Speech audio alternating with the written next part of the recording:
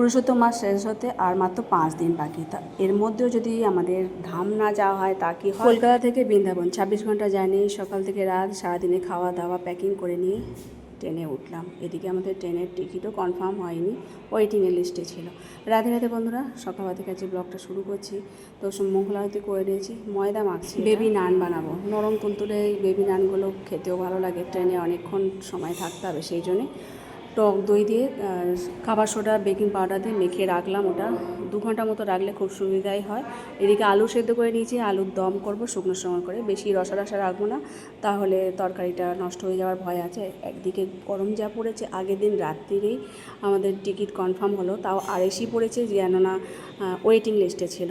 তো যাই হোক, আটাটাকে আটটু ভালো করে ঠেসে নিলাম। আলুর দমটা শুকনো শুকনো করেছি।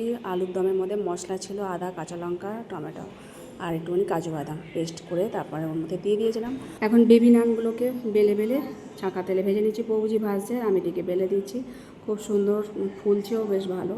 আটা যদি মেখে রাখা যায় খুব ভালো। একটু এর মধ্যে ময়দার সাথে আটাও মিশিয়েছিলাম। তো এদিকে আলুদমটা একদম শুকনো শুকনো হয়ে গেছে। এখন এর মধ্যে ধনে পাতা, একটু মিষ্টি আর গরম মশলা বেটে রেখেছিলাম, সেটাই দিয়ে দিলাম।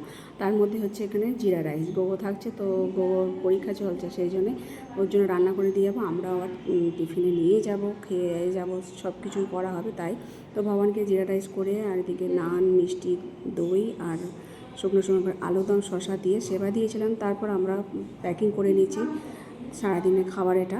আর 26 ঘন্টার জার্নি, তাই তো 26 ঘন্টা জার্নি মানে 20 ঘন্টা ট্রেনে হলে আর 6 ঘন্টা আগে থাকতে আমাদের বেরোতে হয় না।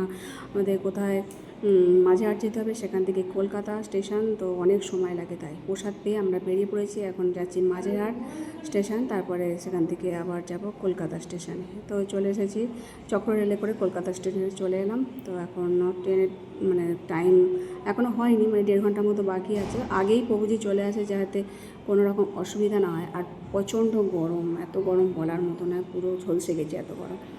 তো যাই হোক, এখন বসে আছি, ট্রেন আসলে ওপরে যাব। 3 নম্বরে আমাদের ট্রেন দিয়েছে অ্যানাউন্সমেন্ট করতে। আমরা তখন আবার সমস্ত ব্যাগপত্র নিয়ে চলি ওই দিকেই। টিকিটটাও কনফার্ম ছিল না, একটু টেনশানও ছিল, কিন্তু ওয়েটিংয়ে ছিল। তো ইচ্ছা ছিল যদি না হয় তাহলে জেনারেলে যেতে হবে, এমন অবস্থা ছিল। তো তবু যাব, কেননা পুরুষোত্তম মাসের শেষের দিকে তো ধামে যাওয়া উচিত। তো সেই জন্যেই ভেবেছিলাম জেনারেলে চলে যাব যদি টিকিট কনফার্ম না হয়। তো অবশেষে টিকিট কনফার্ম হয়েছে। জয়িতার আমার একটা সিট হয়েছে, আর প্রভুজি আবার অন্য ভক্তদের সঙ্গে হয়েছে, মানে আড়াইশি। তো যাই হোক, এখন বসে আছি। এখন তো ট্রেনে প্রচণ্ড গরম, আর এদিকে সেই সকালবেলা প্রসাদ পেয়ে এসেছিলাম, তো খিদেও পেয়ে গেছে। তো এখন অল্প করে একটু প্রসাদ পেয়ে নিচ্ছি, অল্প করে মানে পেট ভরি। এখন তো 1:10 মতো বাজে, তো ওই দুপুরে প্রসাদটাই পাচ্ছি। তারপরে তরকারিও বেশিক্ষণ রাখা যাবে না, সেই সন্ধেবেলার দিকে যদি আবার খিদে পায় তখন আবার যেটুখানি থাকবে সেটুখানি আবার খেয়ে নেব। তো এখন প্রসাদ পাচ্ছি, তারপরে একটু জব করি। এটা হচ্ছে বিকেলবেলা দেখলাম যে মানে ট্রেন যাতায়াতের রাস্তাতেই দেখছি যে বৃষ্টি হচ্ছে। তখন একটু ঠান্ডা হয়েছে, আধ ঘন্টা মতো ঠান্ডা মতো হয়েছে, মেঘলা করেছিল, মুষলধারে বৃষ্টি।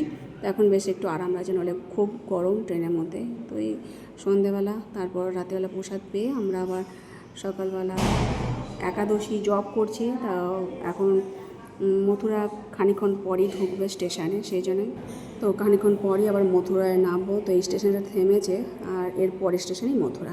তো যাই হোক, ব্যাগ প্যাকিং করে নিয়েছি, এখন জব করছি, তারপরে সময় হলে নেমে পড়বো।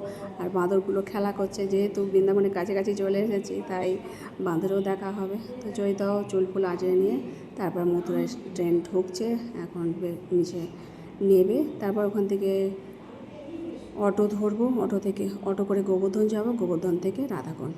তো যাই হোক, এখন নামছি। অবশেষে বৃন্দাবন পৌঁছালাম, অনেক অপেক্ষা, অনেক কষ্টের পর। অতখানি গরম লাগছে না। তো যাই দেখি বাইরে গিয়ে কতখানি গরম কি, কারণ কলকাতায় যা গরম, মানে পুরো ঘেমে নিয়ে একাকার হয়ে গেছে, এত ভিজে গেছে।